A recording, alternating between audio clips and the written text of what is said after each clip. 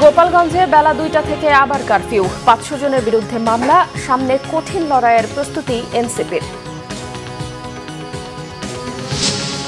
গোপালগঞ্জের ঘটনা বুঝিয়ে দিয়েছে ঐক্য কত জরুরি, বলেছেন ডক্টর জাহিদ। অভ্যুত্থানের স্বপ্ন বাস্তবায়নের প্রত্যয় আসিফের।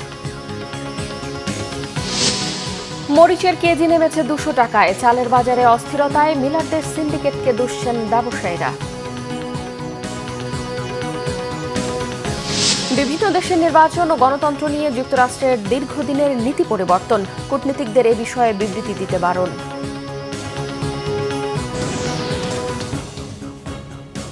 দেখছিলেন ক্রাউন সিমেন্ট সংবাদ শিরোনাম। গোপালগঞ্জে জাতীয় নাগরিক পার্টির সমাবেশ ঘিরে সংঘর্ষের ঘটনায় জারি করা কারফিউ দুপুর ২টা থেকে পরবর্তী নির্দেশনা না দেওয়া পর্যন্ত বলবৎ থাকবে বলে জানিয়েছে প্রশাসন। সংঘর্ষের ঘটনায় জড়িত সন্দেহে এই পর্যন্ত আটক করা হয়েছে ৪৫ জনকে। গোপালগঞ্জের জেলা প্রশাসকের কার্যালয়ে বৃহস্পতিবার আয়োজিত এক ব্রিফিংয়ে এই তথ্য জানান ঢাকার বিভাগীয় কমিশনার শরীফুদ্দিন আহমেদ চৌধুরী। জানান, বৃহস্পতিবার সন্ধ্যা ৬টা থেকে নতুন করে শুরু হওয়া কারফিউ পরবর্তী নির্দেশনা না দেওয়া পর্যন্ত বলবৎ থাকবে। এর মাঝে আজ বেলা ১১টা থেকে দুপুর ২টা পর্যন্ত কারফিউ শিথিল থাকবে। আইনশৃঙ্খলা বাহিনীর সঙ্গে আলোচনা করে পরবর্তী সিদ্ধান্ত নেওয়া হবে বলে জানিয়েছে প্রশাসন। এদিকে পুলিশের গাড়ি পোড়ানোর ঘটনায় নিষিদ্ধ ঘোষিত ছাত্রলীগের জেলা শাখা সভাপতি ও সাধারণ সম্পাদক সহ ৭৫ জনের নাম উল্লেখ করে অজ্ঞাত ৫০০ জনের বিরুদ্ধে মামলা হয়েছে। এদিকে গোপালগঞ্জে সংঘর্ষের সময় গুলিবিদ্ধ রিকশা চালক রমজান মুন্সি ঢাকা মেডিকেলে চিকিৎসাধীন অবস্থায় মারা গেছেন। জাতীয় নাগরিক পার্টি এনসিপির আহ্বায়ক নাহিদ ইসলাম বলেছেন, সামনে কঠিন লড়াই আসছে, প্রস্তুতি নিচ্ছে এনসিপি। সারা দেশে মাসব্যাপী পদযাত্রার অংশ হিসেবে সকালে মুন্সিগঞ্জের সমাবেশে এসব কথা বলেন তিনি। নাহিদ ইসলাম আরও বলেন, গোপালগঞ্জে এনসিপির পদযাত্রা ও সমাবেশে হামলা চালিয়েছে নিষিদ্ধ সংগঠন ছাত্রলীগ সহ আওয়ামী লীগের নেতাকর্মীরা। হয়তো আরও অনেক জেলায় তারা হামলা চালাতে পারে, তাই এনসিপি এখন থেকেই প্রস্তুতি নিচ্ছে। এ সময় উপস্থিত ছিলেন দলের কেন্দ্রীয় ও জেলার নেতাকর্মীরা। জনগণের অধিকার ফিরিয়ে দিতে দ্রুত নির্বাচন দেওয়ার দাবি জানিয়েছেন বিএনপির স্থায়ী কমিটির সদস্য ডক্টর এজেডএম জাহিদ হোসেন। তিনি বলেন, জনগণ যাদের ভালো মনে করবে তাদেরকেই দেশ পরিচালনার দায়িত্ব দেবে। সকালে জাতীয় প্রেস ক্লাবের সামনে সম্মিলিত পেশাজীবী পরিষদ আয়োজিত বিক্ষোভ সমাবেশে তিনি এসব কথা বলেন।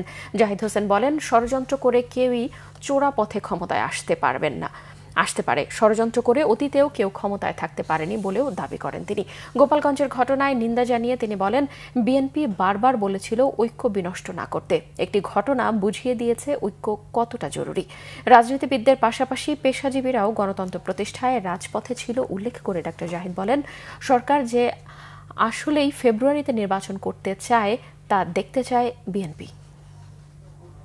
গণতন্ত্র নিয়ে ছিনিমিনি না খেলে দ্রুততম সময়ের মধ্যে জনগণের অধিকার ফিরিয়ে দেন। জনগণ যাদেরকে ভালো মনে করবে তাদেরকে দায়িত্ব দিবে, তারা দেশ পরিচালনার দায়িত্ব পাবে, দায়িত্ব নিয়ে দেশ পরিচালনা করবে।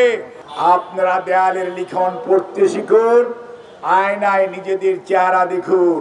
কোনো অবস্থাতেই এমন কথা বলবেন না যেটি রাজনৈতিক ঐক্যকে বিনষ্ট করে স্বৈরাচারকে পুনঃপ্রতিষ্ঠা করার সুযোগ দেয়।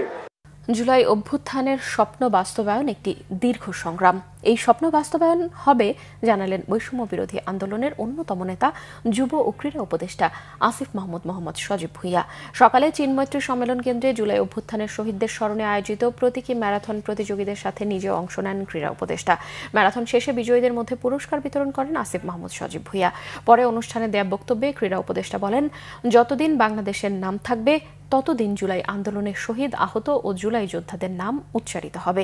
জুলাই অভ্যুত্থানের স্বপ্ন বাস্তবায়নের কথা উঠে আসে ক্রীড়া উপদেষ্টার বক্তব্যে।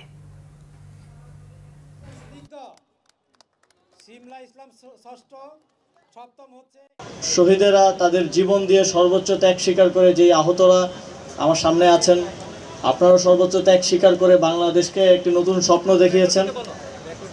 16 বছরের ফ্যাসিবাদী নিষ্পেষণ থেকে বাংলাদেশের কোটি কোটি মানুষকে মুক্ত করেছেন। আপনাদের প্রতি এই বাংলাদেশ নামটা যতদিন থাকবে ততদিন বাংলাদেশের মানুষ কৃতজ্ঞ থাকবে। 1 বছরের মধ্যে বা অন্তর্বর্তীকালীন সরকারি জুলাই গণঅভ্যুত্থানের সব শহীদদের স্বপ্নের বাংলাদেশ গড়ে দিয়ে যাবে। এটা একটা লাইফ লং লড়াই এবং এই লড়াইটা করার জন্য আমরা কমিটেড আছি, আমি কমিটেড আছি এবং এই লড়াইয়ে সারা জীবন আপনাদেরকে পাশে চাই। 2024-এর 18 জুলাই ছিল সংঘর্ষময় একটি দিন। এদিন রাজধানীর যাত্রাবাড়ি, রামপুরা, বাড্ডা, মিরপুর, ধানমন্ডি ও মহাখালীতে স্বৈরাচার সরকারের আইনশৃঙ্খলা বাহিনী ও আওয়ামী লীগের পেটোয়া বাহিনীর হামলার শিকার হয় ছাত্র জনতা। সংঘর্ষের খবর প্রচার করায় সম্প্রচার বন্ধ করে দেয়া হয় বাংলাভিশন সহ 4টি টেলিভিশন চ্যানেলের। মানুষের কাছে সত্য লুকাতে শাটডাউন করা হয় ইন্টারনেট। এ নিয়ে নির্লজ্জভাবে মিথ্যাচারও করে শেখ হাসিনার সরকার। এসএম ফয়েজের রিপোর্টে বিস্তারিত। 18 জুলাই 2024 কমপ্লিট শাটডাউন কর্মসূচিতে রাজধানীর যাত্রাবাড়ি এলাকায় কোটা সংস্কার আন্দোলনকারী ও পুলিশের মধ্যে চলে দফায় দফায় সংঘর্ষ। ছাত্র জনতাকে দমাতে টিয়ারশেল, শটগান ও সাউন্ড গ্রেনেড নিক্ষেপ করে RAB, police, BGB. Rubber bullet ও টিয়ারশেলের জবাবে ইট পাটকেল ছোড়ে আন্দোলনকারীরা। কোনোভাবেই পিছু হটানো যায়নি ছাত্র জনতাকে। শুধু যাত্রাবাড়ি নয়, রামপুরা বাড্ডা সড়কে কোটা সংস্কার আন্দোলনকারীদের সাথে সংঘর্ষ হয় আওয়ামী লীগ ও ছাত্রলীগের। পুলিশের tear shell, rubber bullet, sound grenade উপেক্ষা করে প্রতিরোধ গড়ে তোলে শিক্ষার্থীরা। বারুদের মতো আন্দোলন ছড়িয়ে পড়ে গোটা রাজধানী জুড়ে। 2 দফা আগুন দেওয়া হয় বাংলাদেশ টেলিভিশন ভবনে, আগুন দেওয়া হয় পুলিশ ভ্যান ও ট্রাফিক পুলিশ কার্যালয়ে। শুধু দিনে নয়, রাতেও টানা গুলি চালায় র্যাব, পুলিশ, বিজিবি। আর ছাত্রদের খোঁজে বিভিন্ন বাসাবাড়িতে তল্লাশি চালায় আইনশৃঙ্খলা বাহিনী। রাজধানীর মিরপুর, ধানমন্ডি ও সিটি কলেজ এলাকায়ও রাস্তায় নামে শিক্ষার্থীরা। দফায় দফায় চলে সংঘর্ষ, আহত হয় বিপুল সংখ্যক শিক্ষার্থী। তারপরও পিছু না হটে পাল্টা প্রতিরোধ গড়ে তোলে। ছাত্রদের লক্ষ্য করে র্যাব, পুলিশ, বিজিবি গুলি ছোড়ে। সেই দৃশ্য সরাসরি লাইভ সম্প্রচার করে দেশের বেশিরভাগ গণমাধ্যম। কিন্তু আওয়ামী লীগ সরকারের টার্গেটে পড়ে বাংলাভিশন, এনটিভি, দেশ টিভি ও চ্যানেল 24।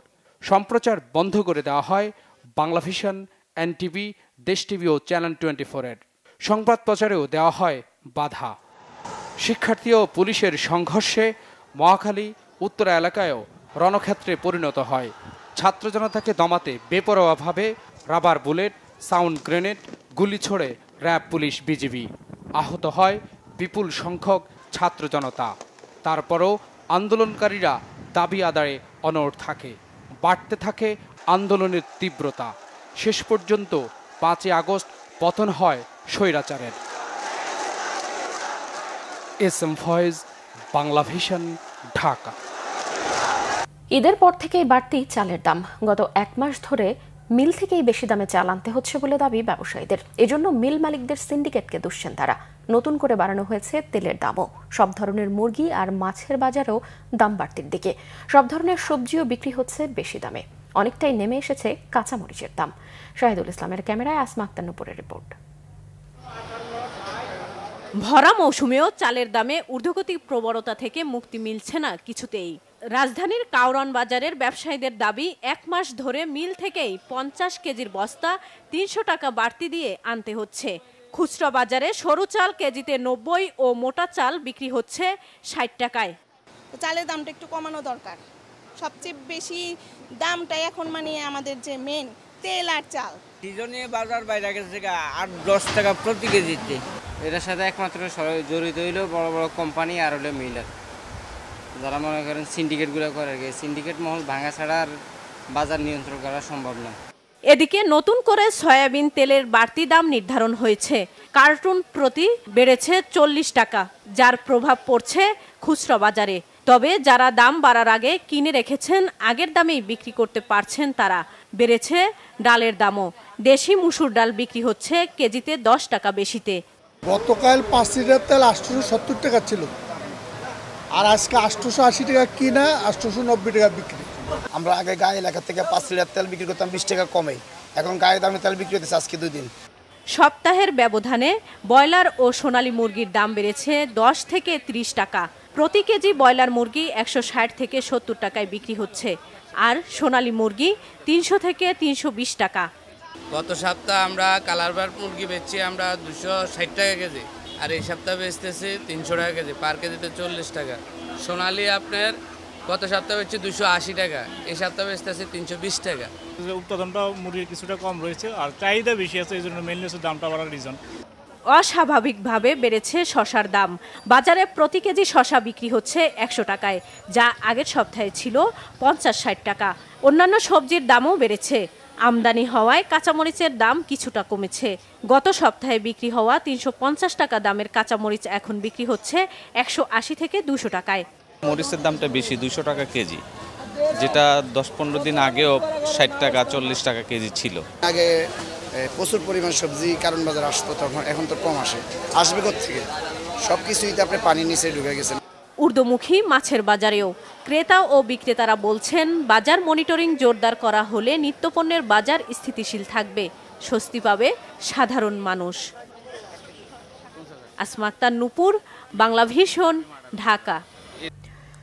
বিদেশে নিযুক্ত যুক্তরাষ্ট্রের কূটনীতিকদের ভিন দেশের নির্বাচন নিয়ে মতামত করতে নিষেধ করেছেন মার্কিন পররাষ্ট্রমন্ত্রী মার্কো রুবিও। রয়টার্সের হাতে আসা মার্কিন পররাষ্ট্র দপ্তরের অভ্যন্তরীণ এক নোট থেকে এই তথ্য জানা গেছে।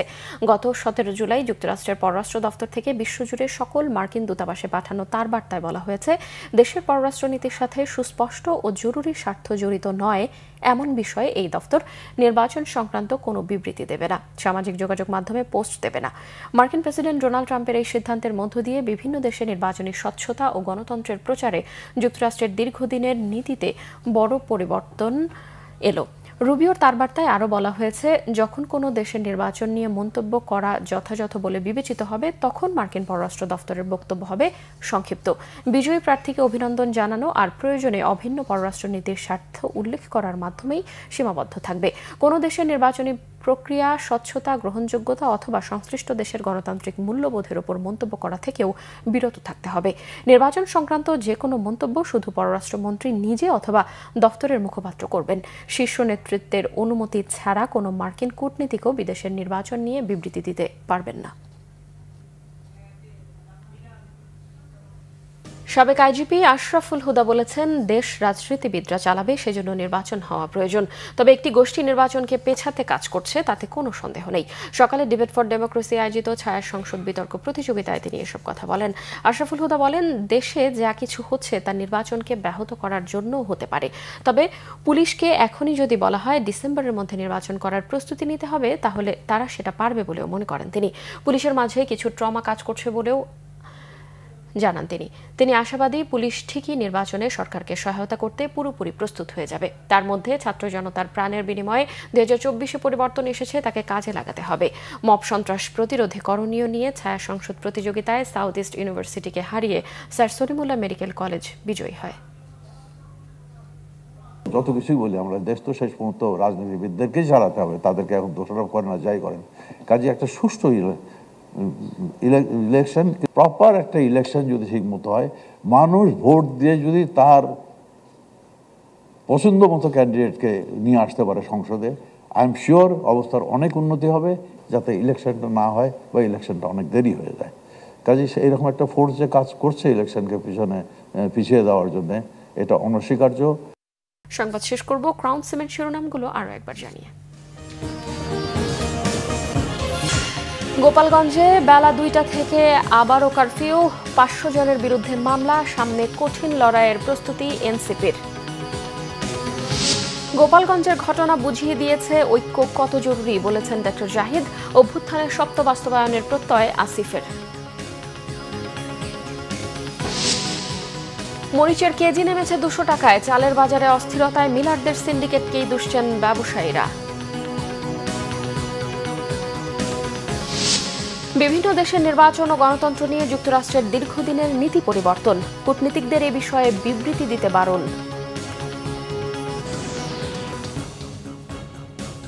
দর্শক, এই ছিল এখনকার মতো। পরের সংবাদ বিকেল 4টায়, এর আগে দুপুর 3টায় রয়েছে নিউজ টপ 10 দেখার আমন্ত্রণ রইল। এতক্ষণ সঙ্গে থাকায় ধন্যবাদ।